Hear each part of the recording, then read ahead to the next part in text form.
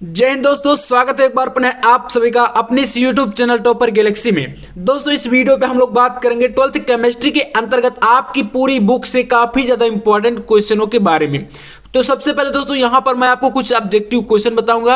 यानी हम लोग देखिए ऑब्जेक्टिव क्वेश्चन को छोड़ नहीं सकते, क्योंकि बोर्ड एग्जाम में आपका यहाँ पर देखिए 70 में से जो आपका 6 नंबर के लिए यहाँ पर आपका ऑब्जेक्टिव क्वेश्चन आता है। तो सबसे पहले मैं आपको यहाँ पर कुछ most important objective question solve कराऊंगा। उसके बाद मैं आपको यहाँ पर कुछ महत्वपूर्ण क्वेश्चन भी बताऊंगा और साथ ही आपको केमिस्ट्री में कुछ न्यूमेरिकल क्वेश्चन भी आपको इसी वीडियो में बताए जाएंगे। तो वीडियो काफी ज्यादा इंटरेस्टिंग होने वाला है, बिल्कुल अंत तक आप लोग देखिएगा। चलिए शुरू करते हैं यहाँ पर। और यार पसंद है तो लाइक कर देना और ऐसे इंपॉर्टेंट वीडियो पाने के लिए चैनल को भी सब्सक्राइब कर लीजिएगा। देखिए पहला क्वेश्चन क्या कर रहा है कि फलक केंद्रित घनीय जालक में, देखिए चैप्टर नंबर 1 जो कि आपका ठोस अवस्था है, ठीक है। तो पहले चैप्टर से आपका क्वेश्चन है, फलक केंद्रित घनीय जालक में एक कोष्टिका जो होती है, एक कोष्टिका में परमाणुओं की संख्या होगी। तो देखिए जो आपका दोस्तों फलक केंद्रित होता है कि इसे बोलते हैं एफसीसी, है ना। तो फेस सेंटर्ड जो क्यूबिक सेल होता है, इसमें क्या होता है, फलक केंद्र जो होता है, इसमें एक कोष्टिका में परमाणुओं की संख्या कितनी होती है। तो दोस्तों यहाँ पर आपके 4 ऑप्शन है। पहला क्या है, 2, 3, 4 और 5। तो इसका आपका यहाँ पर हो जाएगा ऑप्शन नंबर 3, यानी कि इसमें क्या हो जाएगा 4, ठीक है। तो इसके आपका एफसीसी में जो है, यानी कि जो फलक केंद्रित घनीय जालक होता है, इसमें आपके परमाणुओं की संख्या कितनी होती है, 4 होती है। तो यहां पर आपका ऑप्शन नंबर जो 3 होगा यह बिल्कुल राइट होगा, ठीक है। इसके बाद देखिए सेकंड क्वेश्चन। नेक्स्ट आपका कह रहा है कि फ्रेंकल तथा साटकी, देखिए फ्रेंकल और साटकी दोस्तों आपके चैप्टर नंबर 1 से क्वेश्चन हमेशा पूछे जाते हैं। तो फ्रेंकल तथा साटकी दोनों ही दोष प्रदर्शित करने वाला यौगिक है।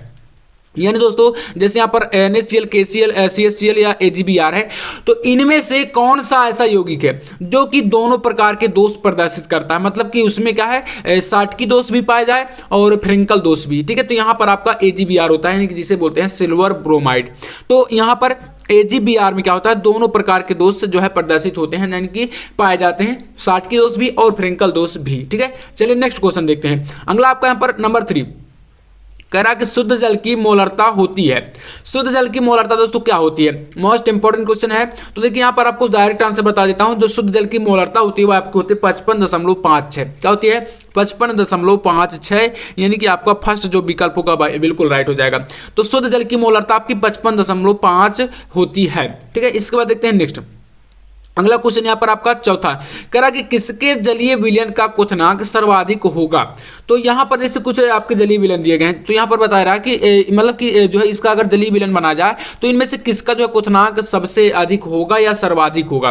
पहला क्या है, 1% ग्लूकोज, इसके बाद है 1% NaCl, नेक्स्ट आपका 1% CaCl2 और अगला आपका 1% सुक्रोज, ठीक है। तो यहाँ पर देखिए, यहाँ पर अगर आप लोग इसमें ऑप्शन नंबर 1 को देखें, ठीक है, या आप लोग ऑप्शन नंबर 2 को देखें, तो इसमें पहले में आपका ग्लूकोज है, लेकिन दूसरे में क्या है आपका NaCl है, जिसे बोलते हैं सोडियम क्लोराइड। तो देखिए आपको यहाँ पर 2 ही के ऑप्शन बन रहा है, लेकिन इसमें से जो आपका राइट होगा वह आपका सेकंड हो जाएगा, ठीक है। तो यहाँ पर अगर आप लोग 1% NaCl की बात करें, तो NaCl का अगर आप जलीय विलयन मिलाते हैं यानी बनाते हैं, तो इसका क्वथनांक जो होगा वह सबसे अधिक होगा, ठीक है। तो यहाँ पर सेकेंड ऑप्शन आपका राइट हो जाएगा। तो चलिए नेक्स्ट क्वेश्चन देखते हैं नंबर 5। कह रहा है कि किसी भी इलेक्ट्रोड का इलेक्ट्रोड विभव निर्भर करता है। दोस्तों यहाँ पर इलेक्ट्रोड का जो है इलेक्ट्रोड विभव की बात की गई है। तो इनमें से किस पर निर्भर करता है, धातु की प्रकृति पर या विलयन के ताप पर या विलयन की मोलरता पर या इन सभी पर। तो देखिए दोस्तों जो आपका यहाँ पर इलेक्ट्रोड होता है, तो इलेक्ट्रोड का जो इलेक्ट्रोड विभव होता है वह धातु की प्रकृति पर निर्भर करेगा और इसके बाद विलयन के ताप पर भी निर्भर करेगा और विलयन की मोलरता पर भी निर्भर करेगा, इन सभी पर। तो यहां पर हमारा जो ऑप्शन नंबर 4 होगा, चौथा विकल्प हमारा राइट होगा, ठीक है। तो यहां पर हो जाएगा इन सभी पर। मोस्ट इंपॉर्टेंट क्वेश्चन दोस्तों ये। इसके बाद देखते हैं 6 क्वेश्चन। तो क्वेश्चन नंबर 6 कह रहा है कि विशिष्ट चालकता की इकाई है।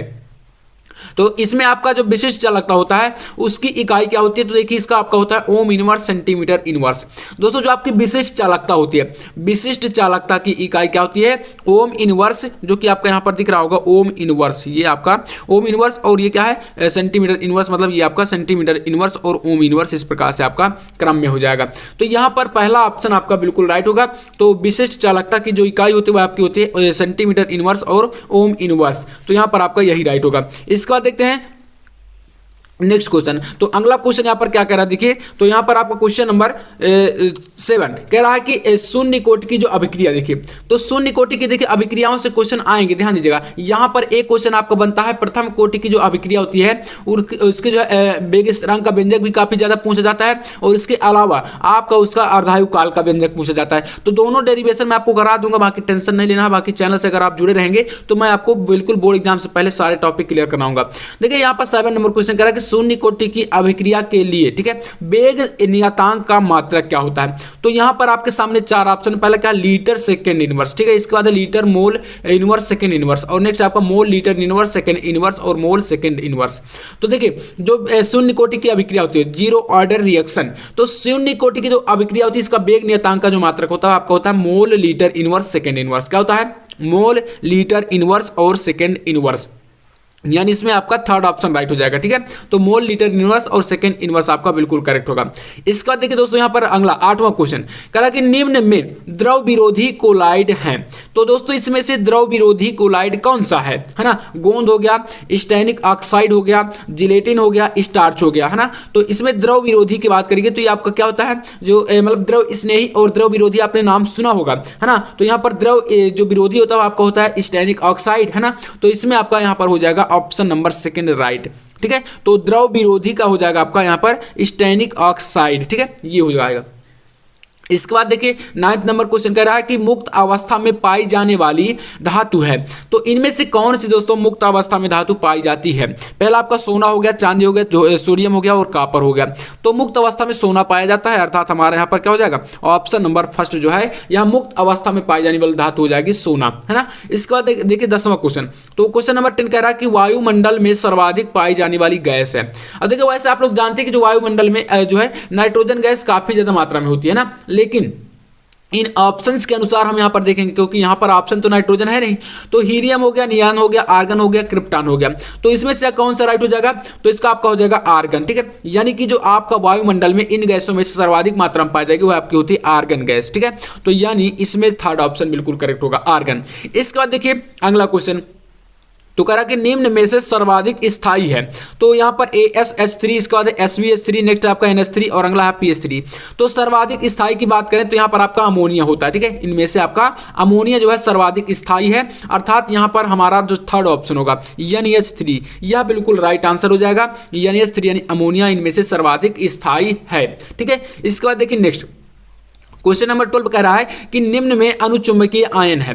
अनुचुंबकीय प्रतिचुंबकीय आप लोग पढ़ते होंगे, तो इसमें आपको बताना है कि जो ये आयन दिए गए, जैसे आपका पहला क्या है Zn2+, नेक्स्ट आपका Ni2+, नेक्स्ट आपका Cu+, और अगला है आपका Ag+। तो इनमें से अनुचुंबकीय आयन कौन सा है ना? तो इसका आपका राइट आंसर हो जाएगा ऑप्शन नंबर सेकंड, यानी कि Ni, जो कि होता है निकिल, ठीक है। तो Ni2+ क्या होता है? यह अनुचुंबकीय आयन है ना। तो इसमें आपका सेकंड ऑप्शन राइट होगा। इसके बाद देखते हैं नेक्स्ट क्वेश्चन, अगला कह रहा है कि निम्न में रंगहीन आयन है। कौन सा दोस्तों?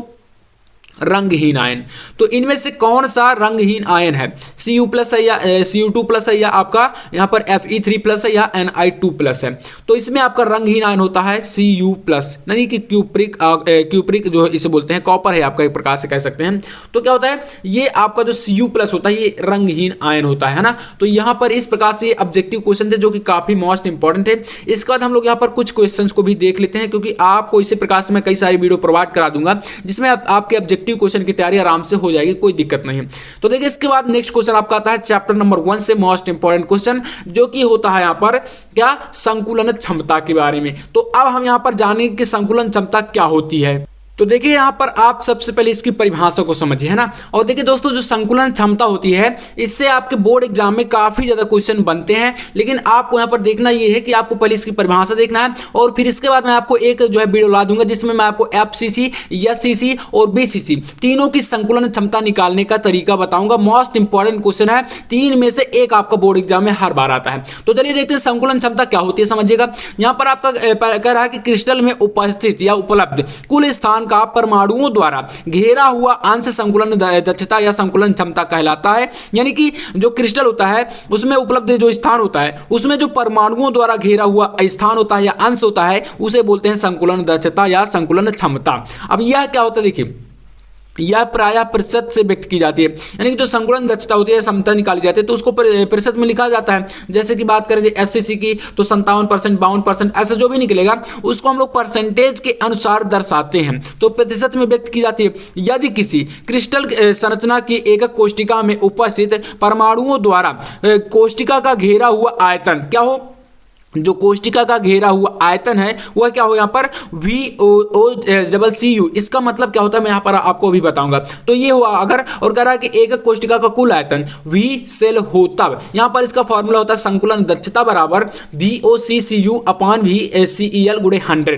देखिए जो आपका यहाँ पर OCCU है इसका दोस्तों मतलब क्या होता है, तो इसका मतलब होता है volume occupied by the all consistent, ठीक है, all consistent particle in unit cell. U का मतलब यूनिट सेल यानी कि एक कोशिका। और इसी प्रकार से नीचे वाला क्या है वी सेल, तो इसका मतलब होता है यहाँ पर volume of the unit cell, यानी कि यहाँ पर क्रिस्टल जालक जो होता है इसका कुल आयतन जो आपका नीचे बता रहा है, और ऊपर वाले में आपका होता है क्रिस्टल जालक में उपस्थित जो है अवयवी कणों का कुल आयतन। तो यहाँ पर आपको हिंदी से भी लिख सकते हैं या आप लोग इंग्लिश से लिख सकते हैं। बाकी आपको इस प्रकार से फार्मूला लिखने के लिए बोर्ड एग्जाम में काफी ज्यादा बार आ चुका है, और बाकी इसकी परिभाषा आपको तैयार कर लेना है। तो ये फर्स्ट काफी ज्यादा इंपॉर्टेंट क्वेश्चन। देखिए आपको बता दूं जो आपका चैप्टर नंबर 1 है इससे आपका या तो संकुलन क्षमता से क्वेश्चन बनेगा, और या तो क्वेश्चन बनेगा तो आपका साटकी और फ्रेंकल दोष से क्वेश्चन बनेगा। इसके अलावा आपके न्यूमेरिकल क्वेश्चन ही आ सकते हैं, बाकी थ्योरी के क्वेश्चन इन्हीं से बनते हैं। चलिए नेक्स्ट क्वेश्चन देखते हैं। नंबर 2 दूसरा क्वेश्चन है कि फ्रेंकल दोष उपस्थित होने पर क्रिस्टल के घनत्व में कोई परिवर्तन नहीं होता,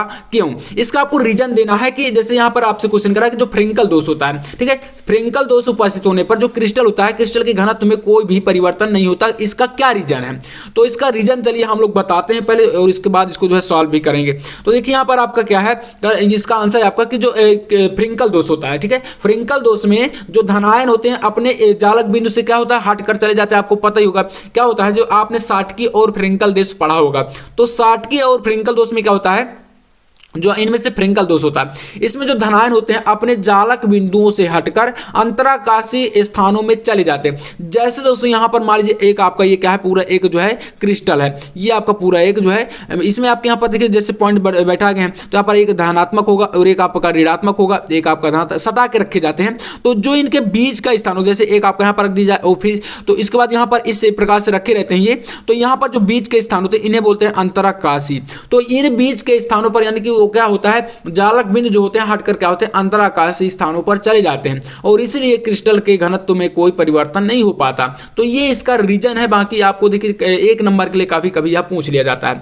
इसके बाद आपका एक दोस्तों न्यूमेरिकल क्वेश्चन है, तो चलिए इसको भी हम लोग यहां पर सॉल्व कर लेते हैं। तो क्वेश्चन कह रहा है कि 58 ग्राम NaCl में इकाई सेलों की संख्या ज्ञात कीजिए। मोस्ट इंपॉर्टेंट क्वेश्चन है, बहुत ज्यादा इंपॉर्टेंट क्वेश्चन है ये, ठीक है। तो 58 ग्राम में आपको क्या निकालना है, इसमें NaCl में इकाई सेलों की संख्या ज्ञात करनी है। तो सबसे पहले आपको दोस्तों जो NaCl होता है, NaCl का आपको निकालना पड़ेगा अणुभार। तो देखिए मैं आपको यहां पर बता देता हूं जो NaCl होता है, NaCl का अणुभार, NaCl का दोस्तों क्या है अणुभार। तो Na आपका क्या होता है सोडियम होता है, इसका आपका यहाँ पर हो जाता है 23, और आपका Cl क्लोरीन का आपका होता है 35.5। तो यहाँ पर टोटल कितना होगा जोड़ेगा तो यहाँ पर आपका 58 है ना, 58.5 हो जाएगा। ये NaCl का अणुभार आ गया। अब दोस्तों यहाँ पर आपको निकालना क्या है, तो इकाई सेलों की संख्या निकालनी है, ठीक है, इकाई सेलों की संख्या निकालनी है। अब इकाई सेलों की संख्या निकालने के लिए पहले आपको 1 मोल NaCl में NaCl के जो इकाई सूत्रों की संख्या हुआ निकालनी पड़ेगी, जो कि आपकी एवोगाद्रो संख्या के बराबर होती है। तो एवोगाद्रो आपको पता ही होगा, तो यहां पर आप लिख सकते हैं कि जो NaCl में इकाई सूत्रों की संख्या है, ठीक है, 1 मोल NaCl में, तो यहां पर 1 मोल ऐसे ही आपको लिखते जाना है, 1 मोल Na। देखिए इंपॉर्टेंट है इसीलिए मैं बता रहा हूं, अन्यथा आपका टाइम वेस्ट ना करता। तो 1 मोल NaCl में, ठीक है, NaCl में NaCl के इकाई और क्या सेलों, ठीक है, इकाई सेलों में सूत्र इकाइयों की संख्या, तो आप इसको लिख सकते हैं यहाँ पर ये होता है एवोगाद्रो संख्या के बराबर, जो कि 6.022 ये आपका होता है एवोगाद्रो संख्या 10 की पावर का 23, ठीक है। तो ये होता है। अब इसके बाद आपको जरूरत पड़ेगी तो यहाँ पर NaCl की 1 इकाई में जो है, यहाँ पर हमने निकाला अभी 1 मोल में,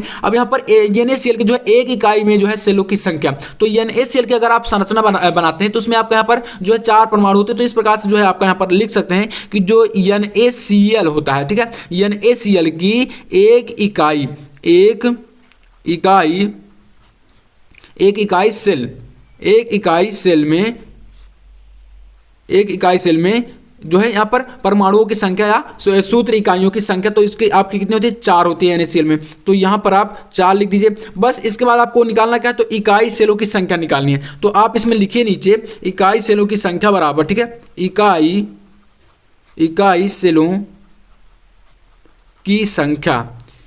सेलों की संख्या, क्योंकि हमें इकाई सेलों की संख्या ही निकालनी है। तो ये आपका हो जाएगा 1 मोल NaCl में जो है इकाई सूत्रों की संख्या बटे यहाँ पर NaCl के 1 इकाई सेल में जो है यहाँ पर सूत्र इकाइयों की संख्या। तो मतलब इसमें जो है आपको जो है 4 का डिवाइड करा देना, भाग करा देना। तो यहाँ पर 6.022 गुणे 10 की पावर क्या हो जाएगा 23 हो जाएगा, और अपान आपको यहाँ पर 4, यानी कि इससे जो है आपको भाग करा देना। जब इसको आप भाग कराएंगे तो यहाँ पर ये वैल्यू कितनी निकल के आएगी, तो 1.5 और यहाँ पर आपका 0.5 ऐसा करके निकलेगा। इसको आप भाग कराएंगे जब 4 का इसमें, तो ऐसा आपका आएगा। और बाकी क्या 10 की पावर क्या 23 है, और इसका आपको यहाँ पर लिख देना इस प्रकार से, इतना आपका हो जाएगा इकाई सेल, ठीक है, ये संख्या इकाई सेलों की।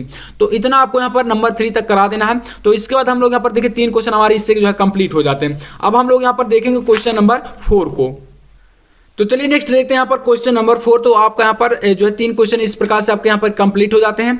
तो चौथा क्वेश्चन आपका यहाँ पर देखिए चैप्टर नंबर 2 यानी बिलियन से। तो ये क्वेश्चन देखिए क्या कह रहा है कि मोलरता की परिभाषा, सूत्र एवं इसका मात्रक यानी इकाई बताना है। तो देखिए दोस्तों आपका यहाँ पर मोलरता और मोललता इनको पढ़ लेना, क्योंकि इससे संबंधित आपके क्वेश्चन बोर्ड एग्जाम में आते हैं और आपकी जो है परिभाषाएं पूछ ली जाती हैं, या तो आपको इसके फॉर्मूले तैयार होने चाहिए, तो इससे आपके न्यूमेरिकल आएंगे। तो देखिए यहाँ पर न्यूमेरिकल किस लेवल के आते हैं वह भी मैं आपको बता दूंगा। तो पहले हम देखते हैं मोलरता होती क्या है। देखिए किसी निश्चित ताप पर, यानी कि जो टेम्परेचर है वह क्या होगा, निश्चित होगा। तो किसी निश्चित ताप पर प्रति लीटर विलयन में घुलित विलेय पदार्थ के मोलों की संख्या को उस ताप पर विलयन की मोलरता कहा जाता है, और इसे कैपिटल M से व्यक्त करते हैं। और मोलरता का फार्मूला आपका होता है विलेय के मोल बटे विलयन का आयतन लीटर में। यह इसकी विशेषता है, यानी जो आपका मोलरता होगी इसमें जो विलयन का आयतन होगा, आप लोग जब इसका न्यूमेरिकल सॉल्व करेंगे तो लीटर में इसका आयतन लिया जाएगा, है ना। तो ये आपको हो गया किसी निश्चित ताप पर प्रति लीटर विलयन में, यानी कि लीटर आया ना, तो यहाँ पर क्या होगा लीटर में इसका आयतन लिया जाएगा। तो ये आपकी मोलरता में ध्यान देना है, ठीक है।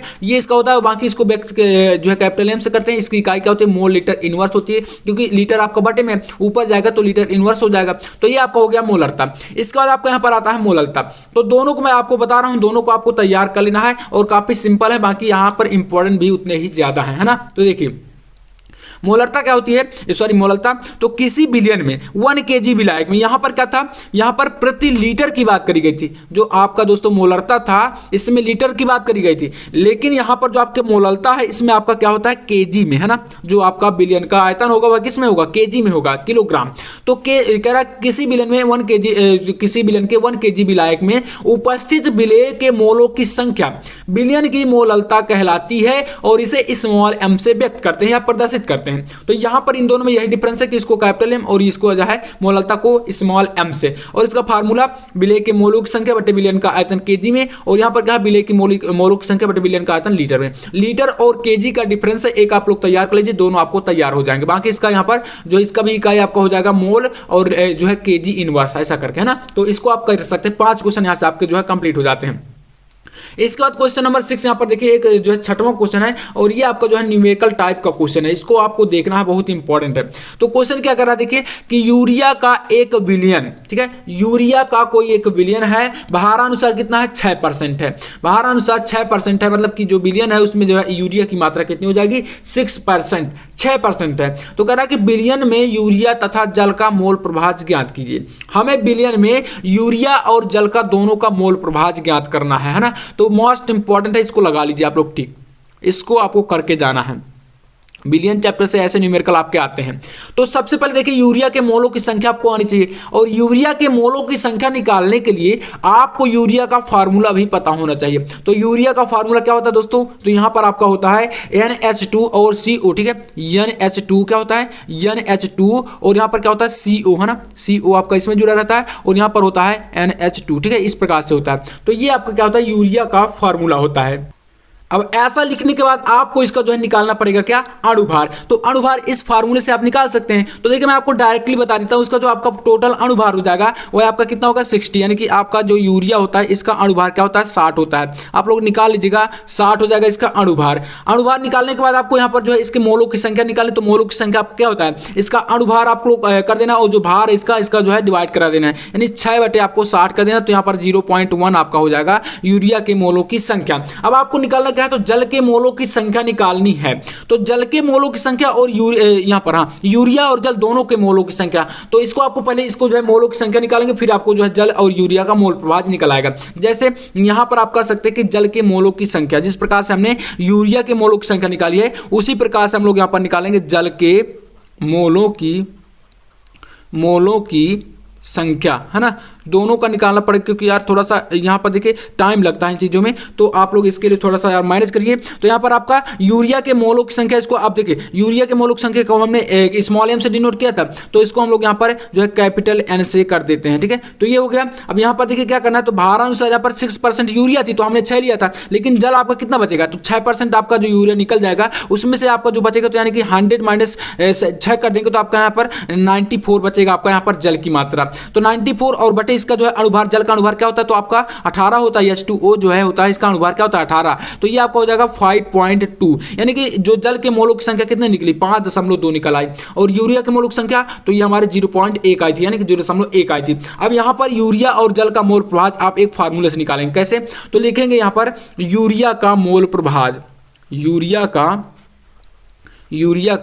मोल प्रभाज, है ना, ऐसा लिखना है, और मोल प्रभाज है, ठीक है। मोल प्रभाज बराबर आपको पहले जो है ऊपर की तरफ लिखना है जो आपका यूरिया के मोलों की संख्या निकले, तो कितने निकले 0.1 निकला है, और बटे में आपको यूरिया और जल दोनों के मोलों की संख्या को जोड़ देना, यानी कि 5.2 प्लस 0.1 ये कर देंगे तो आपका यहाँ पर निकल के आएगा टोटल 0.0198, है ना, या ऐसा 8 करके ऐसा आएगा ये वैल्यू। तो ये आपका क्या हो जाएगा, ये है आपके यूरिया के मोलों की संख्या। और इसी प्रकार से आपको यहाँ पर जल के मोलों की संख्या जल का मोल प्रभाज निकालना है, तो ये क्या होगा, यहां पर लिखेंगे कि जल का मोल प्रभाज, है ना, क्योंकि दोनों का निकालना, क्वेश्चन में कहा कि यूरिया तथा जल दोनों का निकालना, तो जल का मोल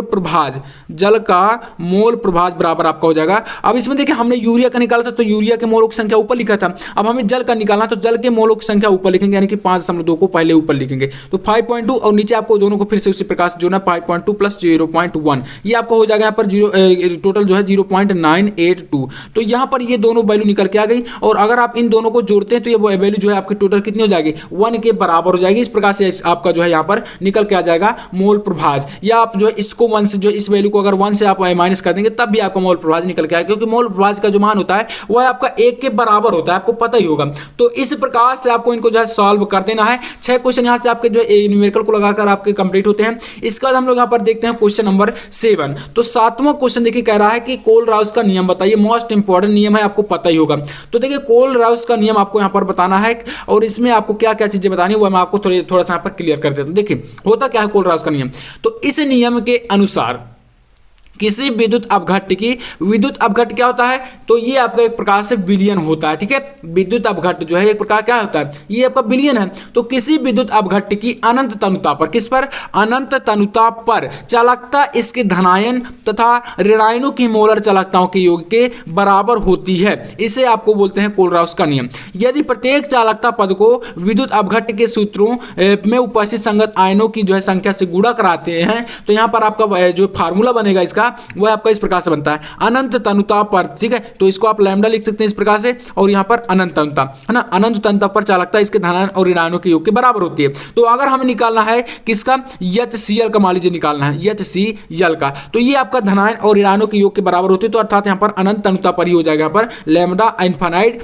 और यहाँ पर क्या होगा H+, क्योंकि धनायन इसमें आपका H है और इसके अलावा दोनों का योग है, तो यहाँ पर इनफाइनाइट लैम्डा यहाँ पर क्या हो जाएगा Cl-, मतलब दोनों का यहाँ पर क्या है, योग है, मोलर चलकता है। तो यहाँ पर आप इसमें यम कर सकते हैं और इसमें आपको यहाँ पर कर देना है। तो ये धनायन हो गया और ये ऋणायन हो गया, दोनों का योग जो है अनंत अंत पर इसकी मोलर चलकता के बराबर होता है। यही आपका होता है कोलराउस का नियम। ठीक है, तो इस प्रकार से होता है। बाकी इसका अनुप्रयोग आता है, तो अनुप्रयोग मैं आपको एक लॉन्ग वीडियो में जल्दी करा दूंगा, तो वह भी काफी इंपॉर्टेंट अगर वह क्वेश्चन आपका आता है, क्योंकि वह न्यूमेरिकल टाइप में आता है। ठीक है, तो उसको आप लोग कर लीजिएगा। बाकी मैं आपको उसका वीडियो जो है प्रोवाइड करा दूंगा। ठीक है, क्योंकि एक ही वीडियो में यार सारी चीजें अगर क्लियर कराऊंगा तो थोड़ा सा बहुत ही लॉन्ग वीडियो हो जाता है, तो इसमें थोड़ा सा जो है मजा नहीं आता अच्छी तरीके से।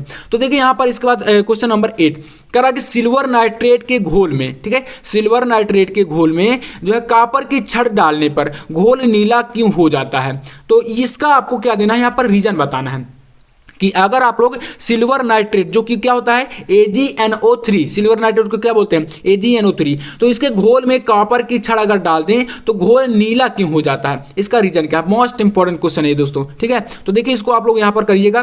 तो वैद्युत रासायनिक श्रेणी आपने पढ़ा ही होगा, वैद्युत रासायनिक श्रेणी है ना। तो यहां पर बता रहा है कि वैद्युत रासायनिक श्रेणी का प्रत्येक तत्व अपने से नीचे स्थित तत्वों को उसके विलयन में विस्थापित कर देता है, विलयन से। और इसी रीजन से मतलब कि यहाँ पर जो रासायनिक श्रेणी होती है, वैद्युत रासायनिक श्रेणी, उसका जो प्रत्येक तत्व होता है अपने से नीचे स्थित तत्वों को उसके विलयन से, यानी कि जो उसका विलयन होगा उसे विस्थापित कर देता है। विस्थापित करने का मतलब हटा देता है। ठीक है, और जब विस्थापित कर देता है तो आता है श्रेणी में जो Cu का स्थान है, कॉपर का जो स्थान है वह Ag से ऊपर आता है, और इस कारण से यह जो AgNO3 से जो है क्रिया करके उसको हटा देता है या क्रिया करा देता है। जैसे यहाँ पर आप इसका रिएक्शन करा दीजिए, क्योंकि रिएक्शन थोड़ा सा आप करेंगे तो थोड़ा सा समझ में आएगा।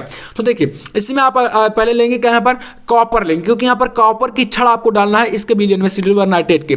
तो आप लोग यहाँ पर Cu लिख के चलिए और इसका विलयन किसका लेना है, तो AgNO3 का लेना है।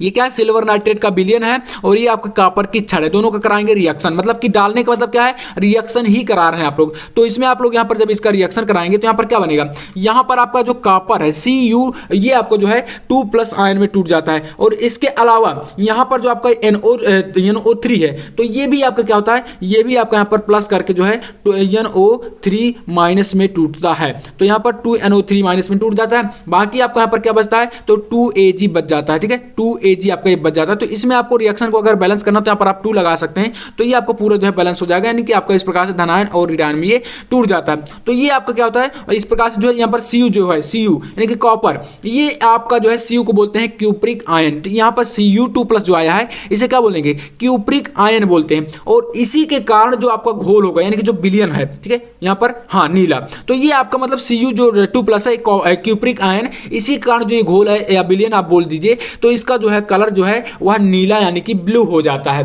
तो दोस्तों ये आपका इस प्रकार से रीजन है जो कि आपको बता देना है। तो चलिए दोस्तों, उम्मीद करूंगा कि ये क्वेश्चन आपको पसंद आए होंगे। ऐसे इंपॉर्टेंट वीडियो पाने के लिए चैनल को सब्सक्राइब कर लीजिएगा। बाकी मैं आपको यहाँ पर बहुत सारे वीडियो अभी लाने वाला हूँ, बिल्कुल बोर्ड एग्जाम के आपका जो है थोड़ा सा अभी टाइम है, तो हम लोग पूरा जो है कंप्लीट कर लेंगे। तो चलिए दोस्तों, मैं आपसे मिलता हूँ नेक्स्ट वीडियो में, तब तक के लिए जय हिंद, वंदे मातरम।